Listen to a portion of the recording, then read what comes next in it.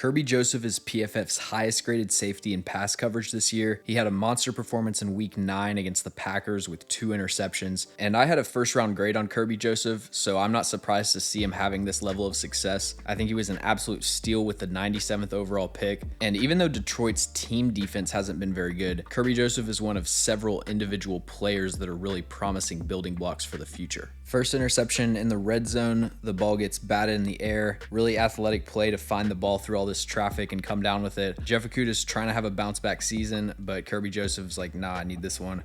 And then his second interception, close to the red zone. Detroit's playing match quarters. He takes the number 3 receiver, Robert Tonyan, vertical, undercuts the route. Aaron Rodgers was a little bit late on this if he was going to throw it, but it really wasn't open to begin with. But this wasn't just a 1 week flash in the pan performance. Kerby Joseph has been really solid in coverage every game of this season, and he's excelling in every role that Detroit's asked him to play, whether that's single high safety, quarters, man coverage. He has the movement skills and coverage instincts to succeed in any defense. On this play against the Patriots, Detroit's in cover 1, so you got man coverage across the board, single deep safety, Kerby Joseph. The Lions send a 6-man pressure, so Bailey Zappi hits the go route to the field side, and Kerby Joseph has the range to defend throws to either sideline. This play against the Cowboys, he's not covering sideline to sideline, but he's triggering down on this quick slant, and he forces a fumble.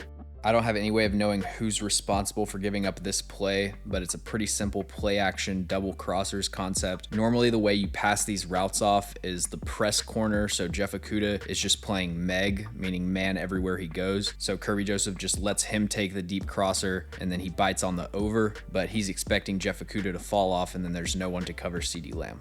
Something that really impressed me about Kerby Joseph's college tape was his ability to turn his hips and change directions, especially while he was moving backwards. Right here, the Lions are playing Tampa 2, but they're disguising it slightly because they have Kerby Joseph walked up a little, so he has to bail out into the deep half post snap. Kerby Joseph has to face the sideline as he's getting depth because he's responsible for defending a vertical route down this sideline, but the number 1 and number 2 run quick routes. CeeDee Lamb runs a seam route down the middle. Good job by the Mike carrying it, and then Kerby Joseph turns his hips, shifts his momentum back into the passing window, almost comes up with an incredible interception.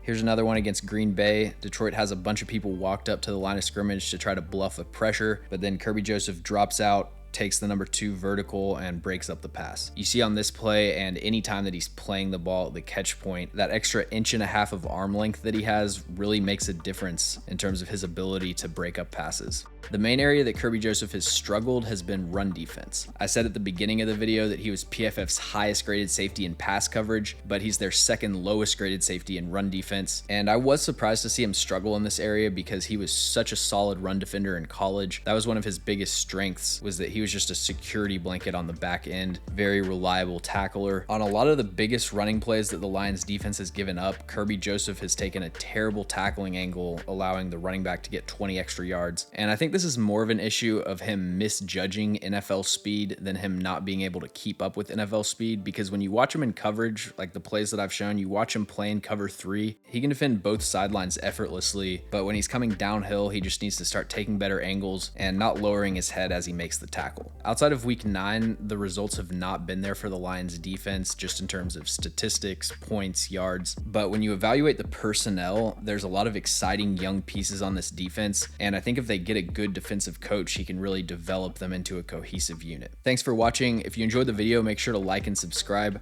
Also, let me know in the comments any players or teams that you'd like film breakdowns on.